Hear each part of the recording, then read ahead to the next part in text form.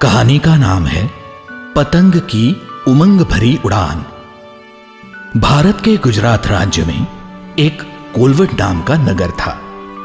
उस नगर में एक कुटुंब में रवि नाम का एक लड़का रहता था। रवि के पिता रईस थे और उनका बहुत बड़ा कारोबार था। रवि का परिवार एक बड़े बरामदे वाले बड़े बंगले में रहता था। रवि के माता पिता बहुत नेक, दयालु और सहृदय थे, पर उनकी व्यस्तता के कारण वह बहुत कम समय रवि के साथ बिता पाते थे। समाज में उनके परिवार का जो रुतबा और सम्मान था, उसकी वजह से रवि ज्यादा लोगों के साथ मेल मिलाप नहीं कर पाता था और उसी वजह से उसके ज्यादा दोस्त भी नहीं थे। वह अपने घर के बरामदे में खड़ा रहकर दूसरे बच्चों को खेलते हुए देखता, पर वह उनके साथ खेल नहीं पाता था। तो वो पूरा समय अकेला या तो उसके पिताजी ने उसे भेंट किए हुए वीडियो गेम्स खेलता या फिर किसी इलेक्ट्रॉनिक उपकरण के साथ खेलता रहता था। मकर संक्रांति का त्योहार नजदीक आ रहा था। पूरा कोलवड नगर मकर संक्रांति के तैयारी में जुट चुका था। कोलवड नगर में मकर संक्रांति का उत्सव विशेष उत्साह से मनाया जाता था और मकर संक्रांति के दिन तो पूरे नगर के लोग मैदानों से और अपने अपने घर के बरामदों से आकाश में ऊंचे ऊंचे पतंग उड़ाते रहते थे। कोलवड का पूरा आकाश उस दिन हर तरह के पतंगों से भर जाता था। उस दिन पतंग भी अलग अलग छोटे बड़े आकारों में, रंगों में और अलग अलग आकृतियों के रूप में उड़ाए जाते थे। कोई ड्रैगन की आकृति का, कोई ऑक्टोपस के, कोई समुद्री घोड़े जैसा, तो कोई रोबोट के आकृति का पतंग उड़ाता था। मकर संक्रांति के रात नगर में बहुत सारे लोग दिए वाला पतंग भी आकाश में छोड़ देते, जिसकी वजह से उस रात का पूरा आसमान अलग अलग रंग के टिमटिमाते तारों से भरा हुआ दिखाई पड़ता था। रवि भी मकर संक्रांति के पतंग उत्सव के दिनों में बहुत खुश रहता था। उसे उसके पिताजी ढेर सारे पतंग खरीद कर देते थे और रोजमर्रा की वीडियो गेम की दुनिया से दूर, अकेले ही सही, पर उसे अपने घर के बरामदे से पतंग उड़ाने में बहुत खुशी मिलती थी। उस वर्ष भी रवि के पिता रवि को लेकर एक पतंग की दुकान में ढेर सारे पतंग खरीदने के लिए चले गए।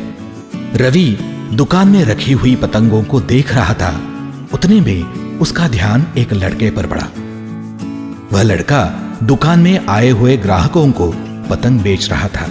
रवि उस लड़के के पास जाकर बोला, हे, मेरा नाम रवि है, तुम्हारा नाम क्या है? मेरा नाम गोपी है। यह मेरे पिताजी की दुकान है। मैं तुम्हारी क्या मदद कर सकता हूँ? गोपी, क्या तुम मुझे इस दुकान में रखे हुए अलग अलग प्रकार के सबसे अच्छे पतंग दिखाओगे? क्यों नहीं मेरे दोस्त, जरूर दिखाऊंगा। रवि को गोपी ने उसे दोस्त कहकर पुकारा। यह बात बहुत अच्छी लगी, क्योंकि रवि चाहते हुए भी उसका कोई खास दोस्त नहीं था। उसने गोपी से कहा, गोपी, तुम कितने खुशकिस्मत हो। तुम्हारे पिताजी का ही पतंगों का दुकान है ना, तो तुम्हें तो हर साल बहुत सारे पतंग उड़ाने मिलते होंगे, है ना? रवि की बात सुनकर गोपी का चेहरा उतर गया। वह बोला, नहीं मेरे दोस्त, दरअसल मुझे इस त्योहार में पतंग उड़ाने का मौका ही नहीं मिलता, क्योंकि मुझे इस दुकान में पतंग बेचने में मेरे बापू की मदद करनी पड़ती है।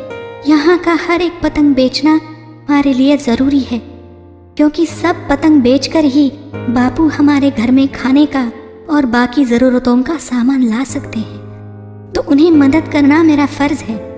असल में खुशकिस्मत तो तुम हो। तुम्हारे पिता तुम्हें जितने चाहे पतंग खरीद कर देते हैं और तुम और तुम्हारे सारे दोस्त अपना मन भरने तक इतने सारे पतंग उड़ाने का आनंद ले सकते हो।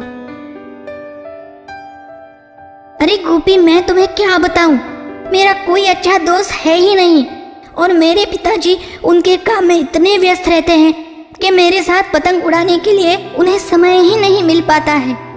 भले तुम्हें दुकान में काम करना पड़ता हो और पतंग उड़ाने न मिलते हो, पर तुम तुम्हारे बापू के साथ वक्त तो बिता सकते हो। रवि और गोपी की बातें दोनों के पिताजी दूर से सुन रहे थे। दोनों ने एक दूसरे की तरफ देखा और दोनों को मन ही मन में एहसास हुआ कि उनके लड़के अपने पिता की स्थिति को ध्यान में रखकर अपनी अपनी तरीके से उनके छोटे छोटे खुशी के पलों का त्याग कर रहे हैं।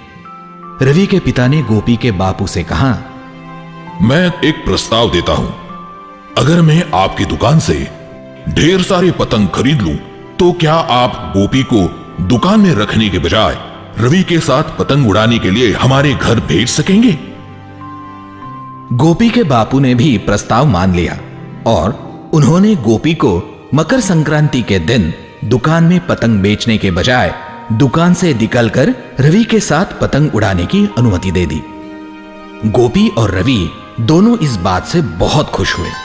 गोपी को खुशी थी क्योंकि उसे इस साल पतंग उड़ाने का मौका मिलने वाला था और रवि खुश था क्योंकि पतंग उड़ाने के लिए अब इस साल उसे एक दोस्त मिल गया था।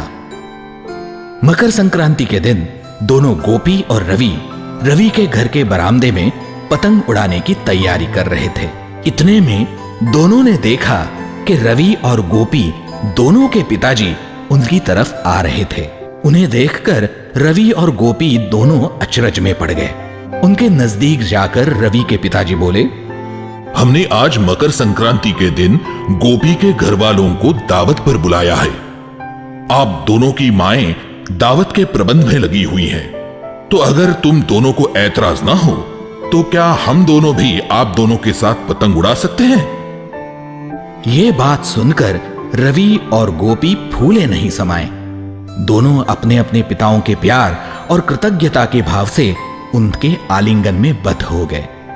इस बार का मकर संक्रांति का त्योहार सिर्फ गोपी और रवि के लिए ही नहीं बल्कि उनके पिताओं के लिए भी खास था। जैसे ही सबने मिलकर प्रतिस्पर्धी के पतंग का धागा काट दिया तो सब मिलकर खुशी से चिल्लाए, काय पोछे।